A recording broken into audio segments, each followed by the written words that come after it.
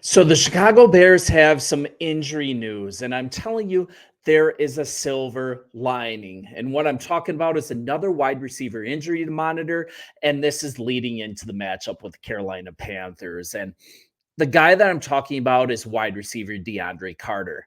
Hasn't been participating in practice. He's missed two so far, and he's looking unlikely to play against the Panthers. And this is due to a rib injury. So, what's the story? What's the silver lining?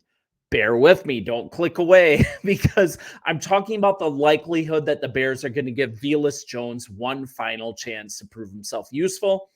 I think it's a silver lining for a couple reasons. I think it's important that the Bears get some final clarity here and also possibly get his talent back on the field if this deactivation, this punishment has finally gotten his head on straight.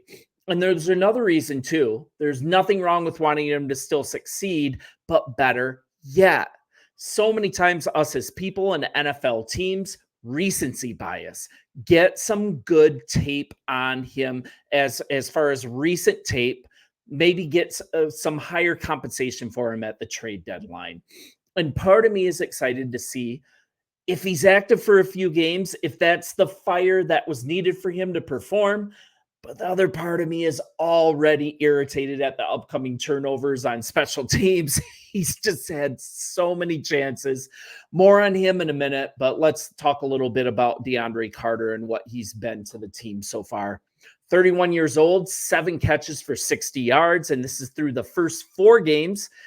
But his real value, you guys know, is his role as the primary returner on punts and kickoffs. Thankfully, the job of blocking a defensive end in a goal line package, that's no longer in his job description. I'm still a little bitter about that. I'm just going to move on.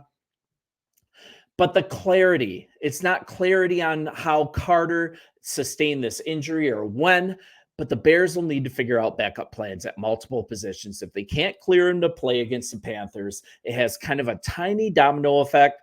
I think the problem isn't going to be at wide receiver. We've got DJ Moore, Keenan Allen finally healthy, Rome Odunze all healthy for week 5. But the difficulty is finding an adequate replacement for him on punt and kickoff returns. So Velus Jones, right? Could they turn back to Velus Jones as the returner? And Carter has a couple more practices to work through his rib injury. If he isn't at the risk of making it worse or turning it into something long-term, if doctors check him out, he might still play. We're all good. That's the best case. But worst case, the Bears got to turn to one of their contingency plans. And I think Velus Jones would be the logical choice. He'll get his second, third, fourth, fifth, whatever chance that he's on at this point. And regardless, I can pretty confidently say that this is going to be his last one, his last chance to make it work in Chicago. I think he's definitely going to be traded at the deadline, and that's coming right up in about a month. Let's get some positive tape out on him, and we're talking about him as a 2022 third-round pick. Came into this season, there was some hype behind him, right? Hard Knocks, the Ferret King, but he informally changed from wide receiver to running back, and it was kind of looking nice because he was awful as a wide receiver. You guys have seen that. But Velus was responding. He was showing some pop in the running game. He was showing how he's so talented, just speed and power. He sees the open field so well. He just started looking really good. And also, it was kind of adding a little wrinkle to the offense. He was showing some pop once again. I thought maybe the Bears had finally found a place for him and a way that he could succeed. Man. And he's been the primary kick returner before. You know how that turned out. Great average, one of the leading averages in punt returns in the NFL. But just the fumbling issues. And anyways, in the season, he looked rightfully, I think, rehabbed. But then the fumble against Tennessee, right? All that goodwill was just derailed. Muffed the first kick return of the season, actually, in week 1. That allowed the Titans to take over, I think, at about the Bears 20. Close game. Bears offense just kind of getting their sea legs. That turnover was huge, and he was immediately yanked, replaced by Carter. Carter never looked back, and he's done a really good job. He's averaged 34 yards on 5 kick returns for the Bears, while Jones, he's been a healthy scratch in 3 consecutive games. So we're kind of looking at, if Carter can't play, the Bears could just toss Jones in, give him an opportunity to redeem himself against the Panthers. You could also look that Tyler Scott just gets more opportunities as a receiver. He was getting some play as a kick returner in the preseason as well. That could be like an opportunity to get him out on the field more. But yeah, let's just watch what happens.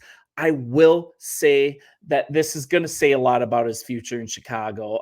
If you look at them going with another option, like if Khalil Herbert gets return duties, if receiver Tyler Scott is back there, I think that's definitely an indication that Vilas is going to get traded for sure. At one point we thought we could get a 4th round pick. I don't know if that's still possible, but if he's not in here, it's a done deal. He is going to be out. So let's kind of look at some injury news here. Just going to call this up. So kind of what's coming out of practice, according to the team, tight end Cole Kmet, he's been limited due to a knee issue. Defensive lineman Montez Sweat dealing with an ankle injury. He should be okay.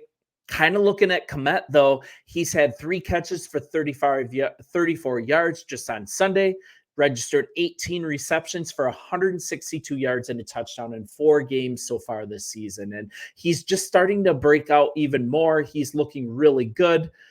Sweat, I think he's going to be okay, but you're looking at a guy that's registered sacks in back-to-back games for the Bears, also forced that fumble in Sunday's win over the LA Rams, and it's actually an improvement. The Bears had 4 players who missed practice Wednesday. That includes guard Tevin Jenkins, rib injury in Sunday's win. He was replaced at guard by Matt Pryor. And you even saw Nate Davis kind of coming in with some key blocks. He played right guard at that time. Pickens still out with a growing injury. Terrell Smith remains sidelined after suffering a hip injury against the Colts. And let's close with a little bit about Cole Kmet. He's on the injury report, and I think in general, this is mostly great news coming out of practice this week. The Bears are mostly healthy. I mean, the Carter injury isn't earth-shattering, but this is a huge improvement over last week. They had a season-high 14 players on the week 4 injury report, putting some game day designations on 6 of them. The Bears are now down to just 6 total players on the injury report as preparations are still underway for the Panthers. So much better, right? But 3 of the 6 names on the injury report are new additions. Jenkins and Carter, both dealing with rib injuries, as I said a minute ago. But the one that moves the needle the most, along with the Jenkins injury, is the report on starting tight end Cole Kmet. He's dealing with that knee injury that forced the Bears to limit him on Wednesday. And with the week not over yet leading up to the game, Kmet's injury, it's not that troubling, although that would change that the Bears downgrade him to a non-participant before the weekend. Let's just hope it improves and it's just maintenance. And because you're looking at the Bears being short-handed at tight end as well, Steven Carlson, injured reserve, and that's just a tough development because he was just signed, just brought up, short-lived, pretty indicative of the derailment of his career with injuries. He showed some promise at one point. I believe it was with Seattle, but it's just sad when a guy just can't get healthy. And you're looking at Gerald Everett and Mercedes Lewis as the only other tight ends on the active roster. And Tegan Quitoriano, he's a practice squad option. So you're looking at Kmet just coming on. He has been so valuable over the last 2 games. Great hands, hardly ever drops the ball, just so reliable. And let's just hope that that knee holds up. The Bears at 2-2 will host former Chicago quarterback Andy Dalton. Oh, man. And the Panthers 1-3 at Soldier Field at 1 p.m. Eastern time on Sunday, October 6th. And remember, to close, the extra wrinkle to this game and even more motivation to dominate, The Bears hold the Panthers' second round pick in that criminally lopsided trade 2 years ago. And with the Panthers being maybe the worst NFL team right now, maybe New England is fighting it out for that honor. But what a beautiful thing is that that pick is at the top of the second round that they owe us. And the Bears can just continue to stock the shelves with hopefully some offensive line talent in this upcoming draft and complete this team. So thank you, Lovey Smith. Like I said, he should have a statue outside his Soldier Field for going for it while coaching the Houston Texans and getting that pick for us. And thank you, Carolina Panthers, for this trade that just keeps on giving. You guys, see you in the comments. Bear down, and we will talk soon.